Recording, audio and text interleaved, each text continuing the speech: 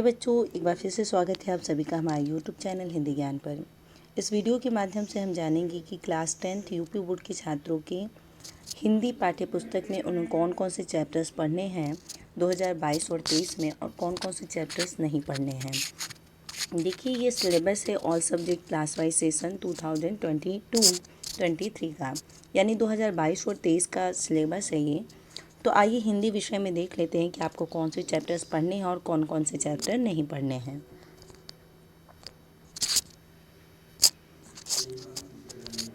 देखिए, class 10th का जो सिलेबस है 2022 और 23 का, वो 2021 और 22 में जो सिलेबस था सेम वही सिलेबस है।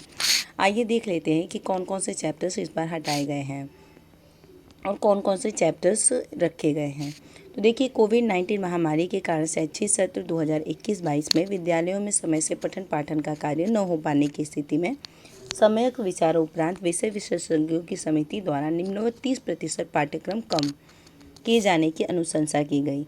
यानी 2019 में महामारी जो कोविड-19 आया, उसके कारण एक बैठक हुई और उसमें ये निर्णय लिया गया कि जो पठन पाठन का कार्य है वो अच्छी स्थिति में नहीं हो पा रहा है, इसलिए विचार करने के बाद 30% आपके सिलेबस कम कर दिए गए थे।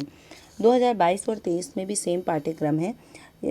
और देखते हैं कौन कौन से चैप्टर्स आपको नहीं पढ़ने और कौन कौन से चैप्टर पढ़ने हैं। साथ ही व्याकरण में क्या क्या चीज़ें महत्वपूर्ण है आपके लिए, कितने नंबर का किस सिलेबस से कितना टच करेगा, ये सारी चीज़ों के बारे में हम चर्चा कर लेते हैं।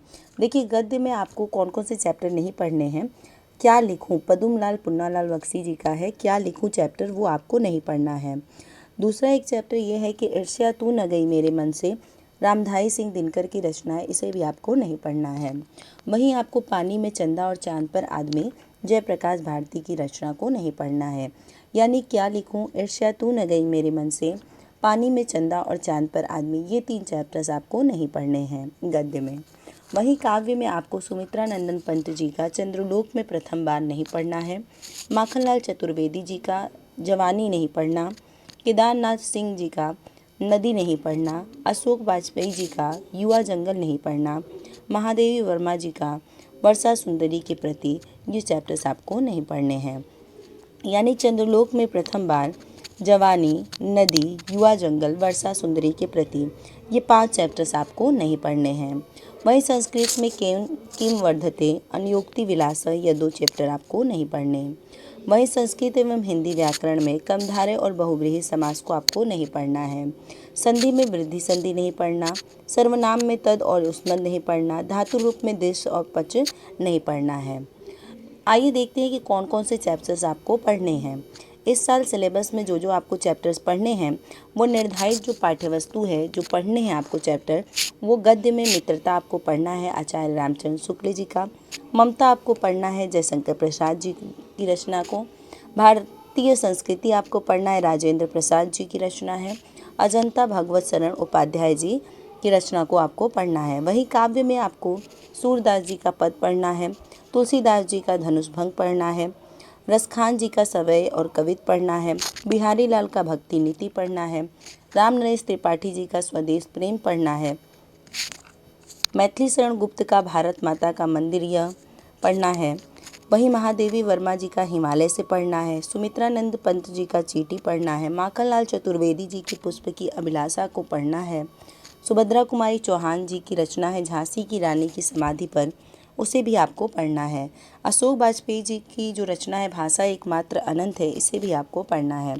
श्याम नारायण पांडे जी की रचना हल्दी घाटी भी आपको पढ़नी है। यानी आपको सूरदास का पद, तुलसीदास जी का धनुष भंग वनपथ पर, रसखान जी का सवय कवित, बिहारी लाल का भक्ति नीति, राम नरेश त्रिपाठी का स्वदेश प्रेम, मैथिली शरण गुप्त का भारत माता का मंदिर या, महादेवी वर्मा का हिमालय से, सुमित्रा नंदन पंत का चीटी, माखनलाल चतुर्वेदी जी का पुष्प की अभिलाषा, सुभद्रा कुमारी चौहान जी की झांसी की रानी की समाधि पर, अशोक वाजपेयी जी का भाषा एकमात्र अनंत है, श्याम नारायण पांडे का हल्दी घाटी आपको पढ़ना है।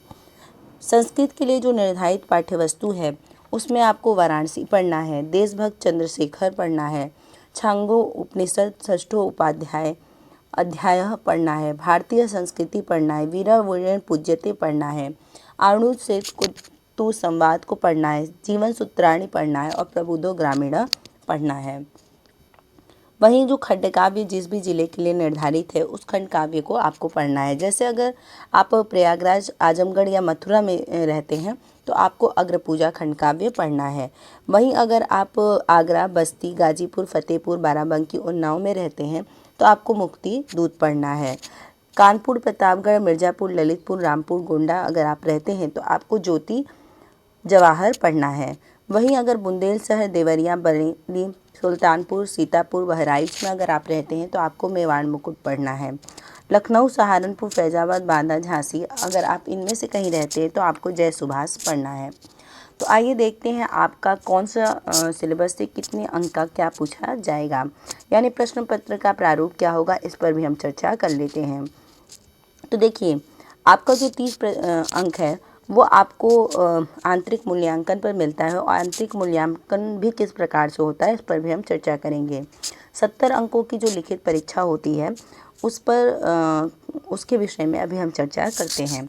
तो देखिए, पहले आपको हिंदी गद्य के विकास का संक्षिप्त परिचय, शुक्ल तथा शुक्लोत्तर युग, ये आप पढ़ेंगे तो इसमें से 5 नंबर का आपके एग्ज़ाम में आता है। वहीं हिंदी पद्य यानी हिंदी काव्य का विकास का संक्षिप्त परिचय में रीतिकाल और आधुनिक काल के विषय में आप पढ़ लेंगे तो वहाँ से 5 अंक आपको मिल जाएगा। वहीं गद्य में आपको जो भी चैप्टर्स दिए गए हैं उन चैप्टर्स से 6 नंबर के आते हैं, यानी 2 गद्यांश होते हैं जिसमें संदर्भ होता है, रेखांकित अंश की व्याख्या और तथ्यपरक प्रश्न होते हैं। यानी आपको संदर्भ लिखना होता है, रेखांकित अंश की व्याख्या और जो भी प्रश्न होता है उसका उत्तर देना होता है। सभी 2-2 अंक के होते हैं। अगर संदर्भ लिखेंगे तो 2 नंबर मिलेगा, रेखांकित अंश की व्याख्या करेंगे तो 2 नंबर मिलेगा, तथ्यपरक प्रश्न का उत्तर देंगे तो 2 नंबर मिलेगा। यानी गद्य से 6 अंक के प्रश्न पूछे जाते हैं। वहीं काव्य से भी सेम वही कंडीशन है, 6 अंक के प्रश्न पूछे जाते हैं। काव्य की का जो काव्यांश है वो अथवा करके दिया होता है, यानी 2 काव्यांश दिए रहते हैं जिनमें आपको संदर्भ, व्याख्या, काव्यगत सौंदर्य लिखना होता है। इसके लिए भी 6 अंक आपको मिलते हैं। संस्कृत गद्यांश और पद्यांश का संदर्भ सहित हिंदी में अनुवाद करते हैं। संस्कृत गद्यांश आएगा अथवा पद्यांश, यानी संस्कृत की जो कहानियाँ हैं वो आ जाएंगी अथवा जो कविता है वो आएगा, और उसका संदर्भ और फिर आप हिंदी अनुवाद करेंगे तो आपको 4 अंक मिलेगा। वहीं निर्धारित पाठों के लेखकों एवं कवियों के जीवन परिचय के लिए आपको 6 अंक मिलता है, यानी एक लेखक 2-3 ऑप्शन दिए होते हैं उनमें से एक लेखक का अगर आप जीवन परिचय लिख लेते हैं तो 3 नंबर मिलेगा। वहीं अगर 2-3 कवियों का भी आपको नाम दिया होता है, जिन कवि का आप जीवन परिचय लिख लेंगे एवं उनकी एक रचना के बारे में लिखेंगे तो आपको 3 अंक मिलेगा। आइए हम नेक्स्ट पर चर्चा करते हैं। देखिए, संस्कृत के निर्धारित पाठों से कंठस्थ एक श्लोक जो प्रश्न पत्र में ना आया हो। देखिए, जितने भी संस्कृत के पाठ दिए गए हैं उसमें से आप 2 श्लोक याद कर लीजिए। एक अगर प्रश्न पत्र में आ जाता है तो एक नहीं आएगा, उसके में आपको 2 अंक प्राप्त होगा।